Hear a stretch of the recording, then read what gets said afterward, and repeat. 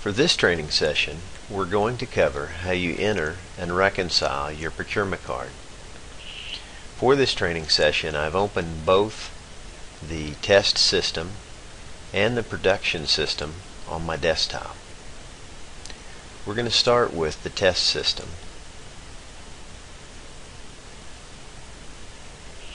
I start by setting up a cart to put my transactions into. In this case, I already have a cart set up with some transactions entered. I've entered 3 transactions in the cart, and I'm going to add some additional transactions. To do that, I go back to the landing page and I click on the PCard Entry form. At this point, I enter some basic information for a description. And let's say that I have purchased some classroom supplies.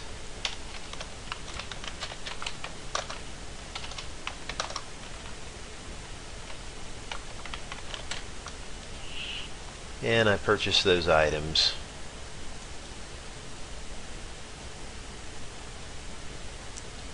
on the 1st, and then I enter the amount of the purchase.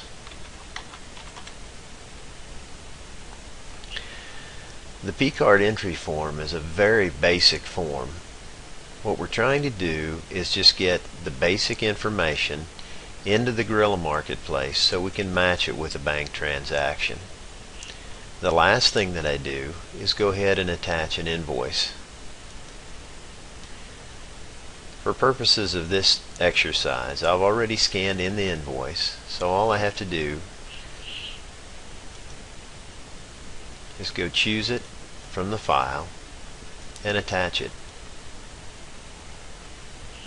So what I've done in this form is enter a description, the date of the transaction, the amount, and then attached an invoice. At this point, my choices are to add and go to cart, or to add and return. I'm going to just enter this one transaction this time, so I'll go ahead and just add and go to cart.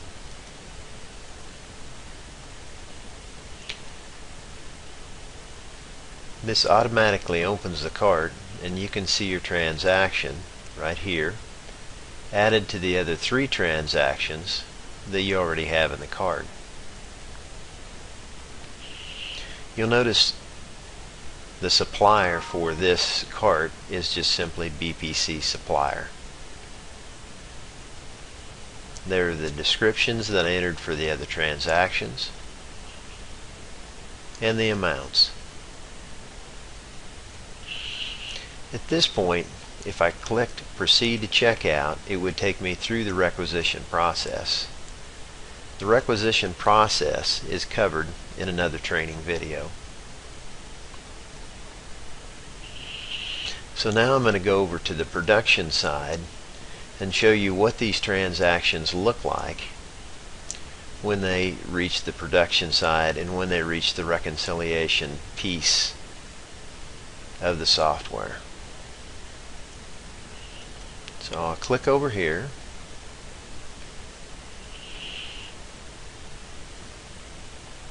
Located right here is the PCard reconciliation link. If I click on that, it takes me to a screen that was put in place by our Office of Information Systems. OIS programmed this screen to take the place of the current reconciliation system that we use. What you'll see on this screen are 2 sides of the screen. One side is for the bank transactions, which are loaded on a daily basis. The other side is for the Guerrilla Marketplace transactions that you enter. The Guerrilla Marketplace transactions get to this screen in 2 ways. Either they're automatically loaded if you use a punch out or a send PO to vendor form, these transactions, you'll notice, have the description that was entered and the amount and the date. So the transactions that we entered over here basically end up in here. At the top of the page, you can select the statement date or statement period. You can select the reconciler. In most cases, this is going to be just the individual that's doing the reconciliation. Since I'm an administrator, I've got all cardholders. And then you can select the cardholders for that reconciler. You'll notice that some of these transactions have matching transactions on both sides. So in the case of this $60.50 transaction on the bank side, there's a matching $60.50 transaction on the Guerrilla Marketplace side. And in this case, all three of these transactions have a matching transaction on the other side. The way to match these transactions is simply to click on the transaction on the bank side, find the matching transaction on the Guerrilla Marketplace side, and click on it, and then click Match. By doing that, you'll match the transaction, and it will move from the Unmatched tab over to the Matched tab. These are transactions that have already been matched. You'll notice off to the side there's a matching forced, and it either says yes or no. In this case, all of these transactions say no.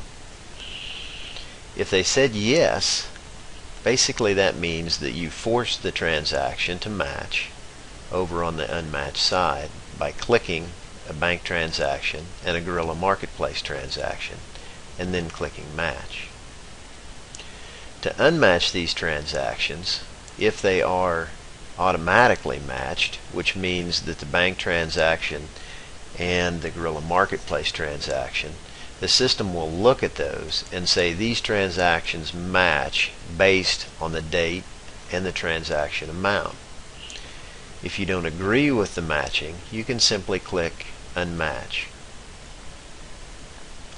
That will make the transaction go back to this page, and you'll have a bank transaction and a Guerrilla Marketplace transaction that will show back on this page. The other piece of this screen is the Create Credit tab. In some cases, as in the case with possibly a partial shipment, you may have a bank transaction amount that is less than the information that you entered in the Guerrilla Marketplace. In that case, you may need to create a credit to match a later bank transaction. So on the matched side, you will notice the Create Credit tab. This allows you to create a credit to be matched with a later bank transaction. You'll also notice that one of these transactions is for staples. Transactions that are conducted in punch-out vendors and in send PO to vendor forms automatically load into the Guerrilla Marketplace without requiring anything on any action on your part. So these are transactions that did not flow through the Guerrilla Marketplace, either the send PO to vendor or the punch out site.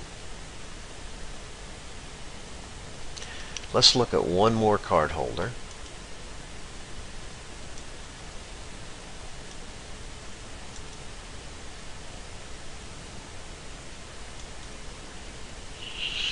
Here you will notice a SciQuest PO number and a PO number from the system, and it shows staples.